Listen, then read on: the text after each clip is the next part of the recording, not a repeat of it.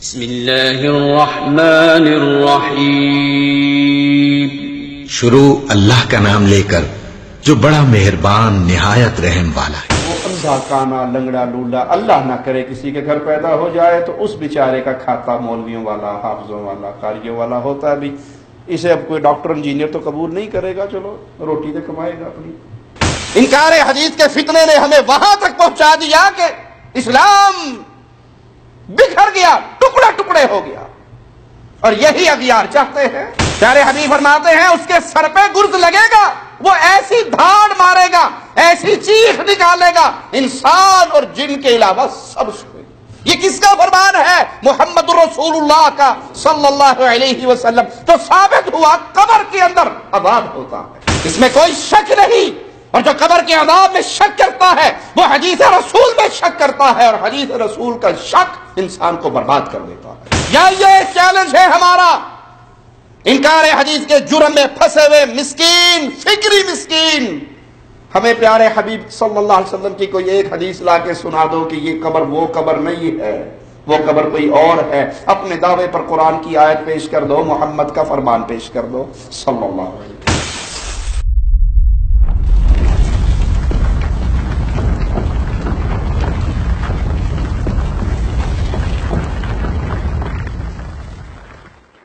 ان الحمد للہ نحمده ونصلي على رسوله الكريم۔ اعوذ باللہ من الشیطان الرجیم، بسم اللہ الرحمن الرحیم۔ قل هو اللہ احد اللہ الصمد لم یلد ولم یولد ولم یکن له کفوا احد۔ انسانی زندگی بڑی بے اعتباری چیز ہے۔ انسان اپنے ہاتھ سے کوئی چیز بناتا ہے تو اس کی گارنٹی دے سکتا ہے، یہ موبائل 3 سال تک خراب نہیں ہوگا، یہ مشینری 5 سال اس کی گارنٹی ہے۔ سبحان اللہ، بنانے والے کی ایک لمحے کی بھی گارنٹی نہیں، پتہ نہیں کب ختم ہو جائے۔ اس کے اختتام پر، دنیا کی زندگی کے اختتام پر، آخرت کی منازل میں سے پہلی منزل وہ قبر کا گڑھا ہے۔ خوش نصیب ہے وہ جو حالت ایمان میں اس گڑھے میں اترا، تو وہ گڑھا گڑھا نہ رہے گا، باغ بن جائے گا۔ خوش نصیب ہے وہ جو اللہ کو راضی کرتے ہوئے، اللہ سے محبت کرتے ہوئے، اللہ کے دین کے لیے محنت کرتے ہوئے اس منزل پر پہنچا۔ وہ جنت کا باغ، وہیں سے زندگی شروع ہو جاتی ہے، نیندیں ختم ہو جاتی ہیں۔ نیند تو اس دنیا میں ہے، وہاں تو آخرت کے مزے ہیں۔ اور بدنصیب ہے وہ جو رب کو ناراض کر کے وہاں پر پہنچا۔ بدنصیب ہے وہ جس نے آخرت کی منزل پہ، پہلی منزل پہ قدم رکھا اس حال میں کہ اللہ اس سے ناراض تھا۔ پھر وہ گڑھا خالی گڑھا نہیں، آگ کا گڑھا ہوگا، عذاب کا گڑھا ہوگا، جہاں آنے والے کو جہنم کی کھڑکی کھول کے جہنم میں اس کا گھر دکھایا جاتا ہے، جہنم میں اس کی منزل دکھائی جاتی ہے۔ اگر اللہ اس سے راضی ہو تو وہ دکھا کے بند کر دی جاتی ہے۔ اسے کہا جاتا ہے تیرا ایک گھر یہ بھی تھا، لیکن تو نے دنیا میں جا کر دنیا میں جانے کے مقصد کو نہیں بھولا، تو نے خالق و مالک کو یاد رکھا، تیرا رب سے تعلق برقرار رہا۔ انسان ہونے کے ناطے اگر کبھی گناہ ہو جاتا تو فوراً ماتھے کو زمین پہ رکھ کے مولا کو راضی کر لیتا، اور مولا سے بڑھ کر راضی ہونے والا کوئی ہے ہی نہیں۔ ہر کوئی تانے دیتا ہے، خالق و مالک ایک ایسی ہستی ہے، اس نے دروازہ توبہ کا کھولا ہے جب تک روح حلق میں اٹک نہ جائے۔ جب چاہے معافی مانگ لو، ماں اپنے بیٹے سے وہ پیار نہیں کر سکتی جو خالق کو اپنے بندوں سے پیار ہے۔ تو نے اللہ کو راضی کیا، اللہ نے تیرا جہنم والا ٹھکانہ ختم کر کے جنت میں تیرا گھر مستقل، اس گھر کو کنفرم کر دیا۔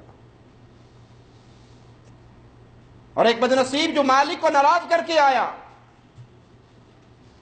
جو شرک کی حالت میں مرا، جو کفر کی حالت میں مرا، جو بدعات کا ارتکاب کرتے ہوئے مرا، جو گناہوں کو زندگی کی لذت سمجھتے ہوئے مرا،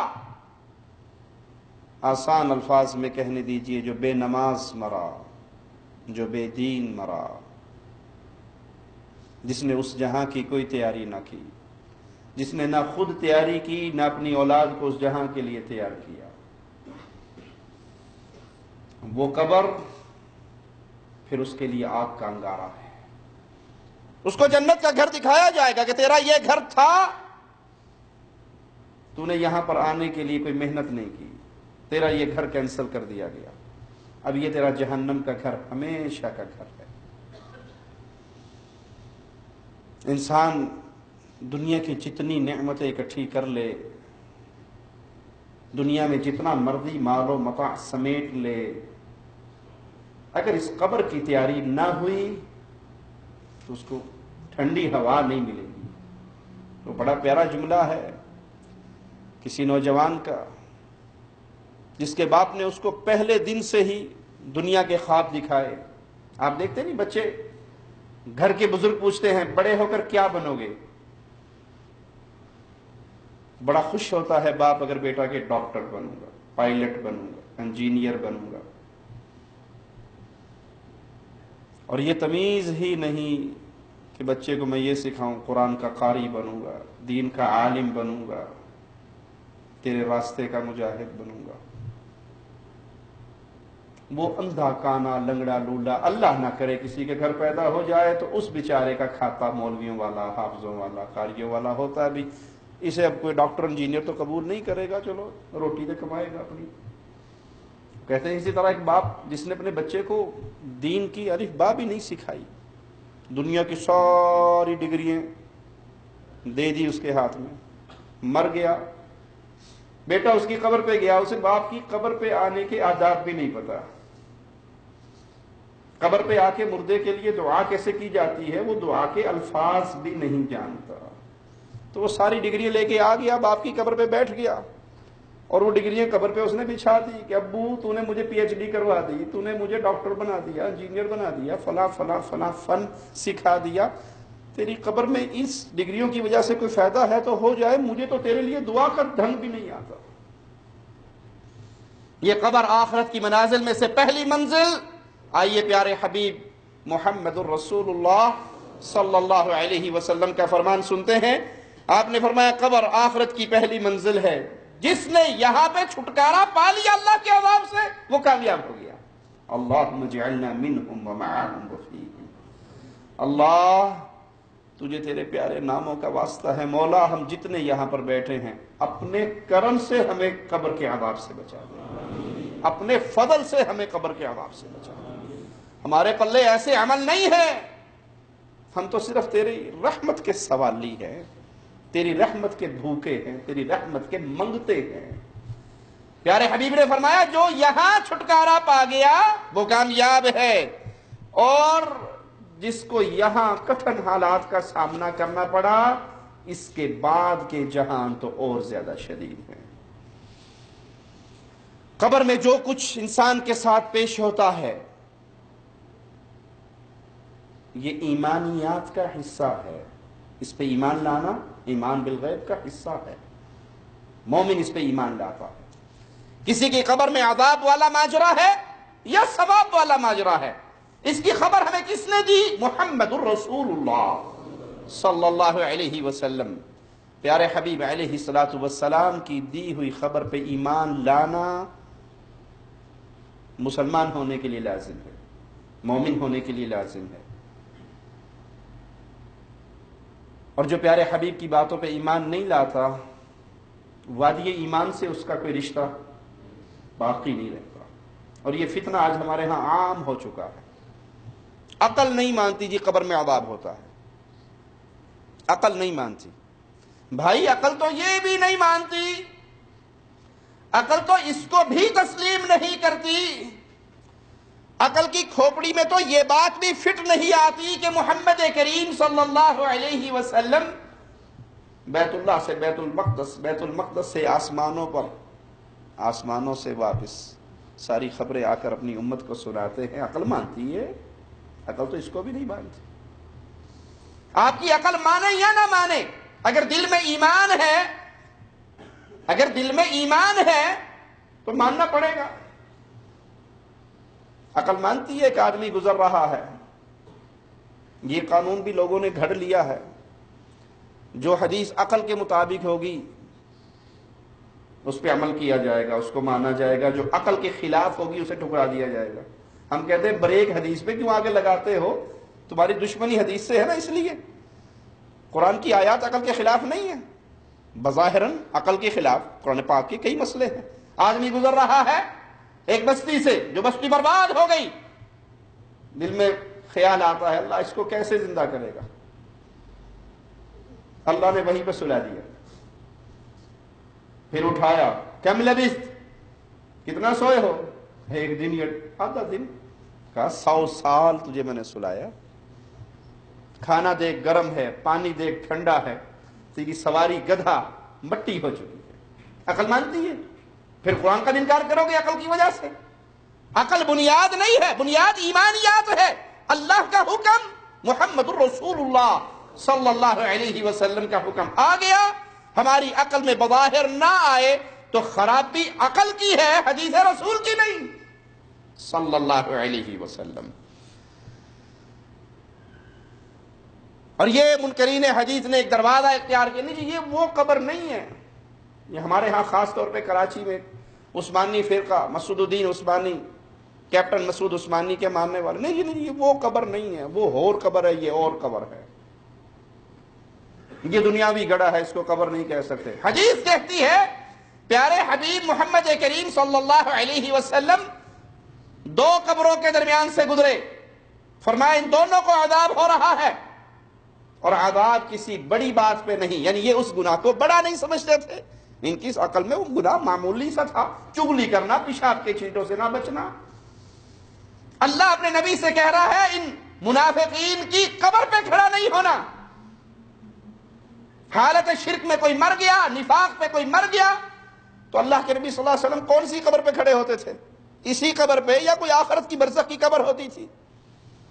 یہ دروازہ کھولا ہے انکار حدیث کا، جی یہ بات عقل میں نہیں آتی، اس قبر میں عذاب ہوتا ہے۔ آئیے کلام الہی سے سنتے ہیں، مالک آل فرعون کے حوالے سے قرآن پاک کا ارشاد ہے، النار یعرضون علیہا غدوا وعشیا، صبح شام فرعونیوں پہ عذاب آگ کا پیش ہو رہا، ویوم تقوم الساعہ، اور جب قیامت کا دن ہوگا پھر تم سے کہا جائے گا چلو جہنم میں۔ لیکن قیامت کے قیام سے پہلے، جہنم کے دخول سے پہلے، اللہ ان کو ان کی قبروں کے اندر صبح شام آگ کا عذاب دے رہا ہے۔ احادیث کا انکار اس لیے کہ ہماری عقل میں نہ آئے، تو باؤ قرآن حکیم کی آیت کی طرف، اس کا کیا کرو گے؟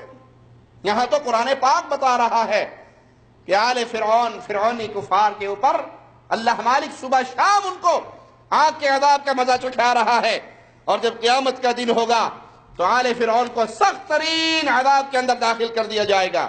اس آیت سے ثابت ہوا کہ وہ اپنی قبروں میں صبح شام جہنم کی آگ پہ لائے جاتے ہیں، اور جب قیامت قائم ہوگی تو انہیں مستقل نار جہنم کے حوالے کر دیا جائے گا۔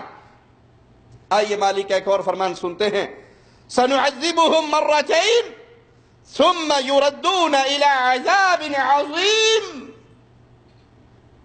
مولا فرماتا ہے ہم جلد ہی انہیں دوہری دگنی سزا دیں گے، پھر وہ بڑے عذاب کی طرف لوٹائے جائیں گے۔ جلد ہی ان کو دگنی سزا دیں گے اور عذاب عظیم کی طرف پھر ان کو لوٹا دیا جائے گا۔ کافر اور منافقوں کو پہلا عذاب دنیا میں یوں ہوتا ہے کہ انہیں سخت تشویش لاحق ہوتی ہے، انہیں غم اور رنج سے دوچار ہونا پڑتا ہے، اور دوسرے عذاب میں انہیں قبر میں اس عذاب کا سامنا کرنا پڑتا ہے. یہ دوگنا عذاب ہے، یہ دوہرا عذاب ہے. اور جب قیامت قائم ہوگی تو انہیں نار جہنم کے حوالے کر دیا جائے گا. یہ عذاب عظیم ہے.